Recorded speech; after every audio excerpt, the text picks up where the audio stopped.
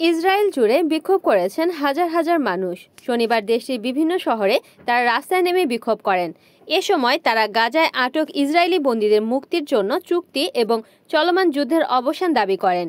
জেরুজালেমের parish square, হাইফার হোরেফ centre, দক্ষিণের বিয়ারশেবা ও উত্তরের নাহারিয়ার মতো গুরুত্বপূর্ণ মোড়ে হাজার হাজার বিক্ষোভকারীরা জড়ো হন। এদিন সবচেয়ে বড় সমাবেশ অনুষ্ঠিত হয় তেল আবিবের প্রতিরক্ষা মন্ত্রণালয়ের সামনে এবং রথসচাইল্ড স্ট্রিটের হাবিমা স্কয়ারে। এসব স্থানে গাজার বন্দীদের স্বজনরা বক্তব্য দেন। তারা সরকারকে হামাসের সঙ্গে দ্রুত বন্দি বিনিময় চুক্তি করার আহ্বান জানান। বন্দীদের পরিবার ও ইসরায়েলি বিরোধী দলগুলোর অভিযোগ, প্রধানমন্ত্রী বেনিয়ামিন নেতানিয়াহু রাজনৈতিক কারণে ইচ্ছাকৃতভাবে আলোচনায় বাধা দিচ্ছেন। তাদের মতে তিনি বন্দি মুক্তির বদলে নিজের জোট সরকার টিকিয়ে রাখাকে অগ্রাধিকার দিচ্ছেন। সরকারি হিসাব অনুযায়ী বর্তমানে গাজায় প্রায় 50 জন ইসরায়েলি বন্দী রয়েছেন, যাদের মধ্যে 20 জন জীবিত বলে ধারণা করা হচ্ছে।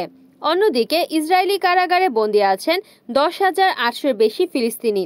মানবাধিকার সংগঠনগুলো বলছে এসব কারাগারে ব্যাপকভাবে নির্যাতন, খাবার সংকট ও চিকিৎসা অবহেলার কারণে অসংখ্য বন্দী মারা গেছেন।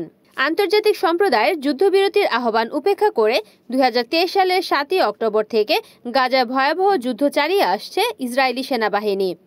সেখানে রিপোর্ট লেখা পর্যন্ত ফিলিস্তিনি নিহতের সংখ্যা বেড়ে দাঁড়িয়েছে প্রায় 61,900।